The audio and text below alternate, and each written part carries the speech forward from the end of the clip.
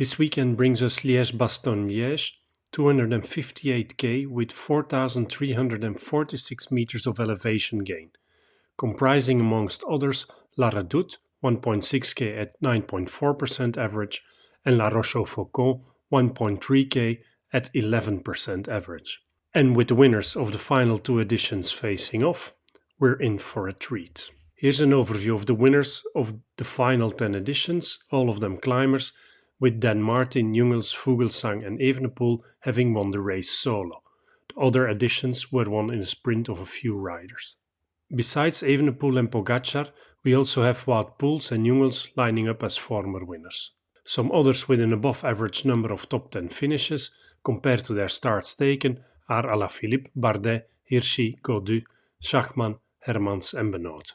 In my opinion, the riders to watch on the preliminary start list are Quinten Hermans at Alpecin de Koning, second here behind Remco in last year's edition. Benoot is in good shape and has done well here in the past, 23rd, 8th and 7th on his final 3 participations. Then obviously there's Pogačar at UAE. He dominated the Flèche Wallonne and the Amstel Gold Race and he'll be eager to make it a hat-trick. At Astana we saw a strong Lutsenko in the Amstel Gold Race and I'm expecting him in Liège as well. At Bahrain Victorious, Landa seems to be the man in form, second behind Vingegaard in the Basque Country and riding onto the podium in the Flèche Wallonne. Also Mohoric can't be ruled out, he was 4th here in 2020. Pidcock rode onto the podium in the Amstel Gold Race.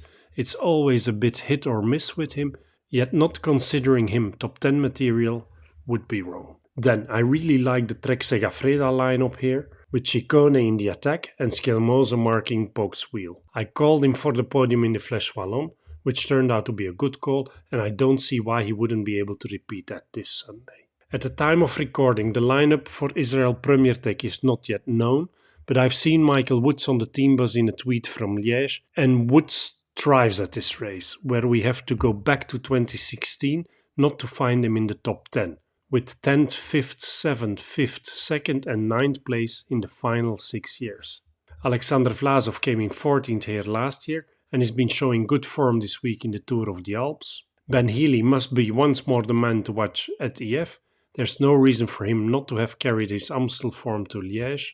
Then I'm going with Bardet at DSM. He rode into the top 10 in 4 of his 8 participations, including 1 podium spot. And last but not least, at Soudal Quickstep, it's all eyes on last year's winner, Remco Evenepoel.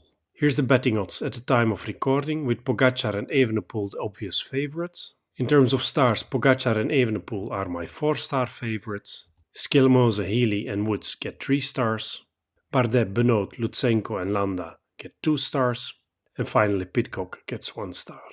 I expect Pogačar and Evenepoel to end up ahead of the rest, with a bunch of my other top 10 favourites chasing behind. And in terms of podium prediction, I expect Pogačar to complete his Ardennes hat-trick by outsprinting Evenepoel, with the sprint of the chasing group behind being won by Schelmose. Thanks for watching and see you soon for the first Grand Tour of the season, the Giro d'Italia.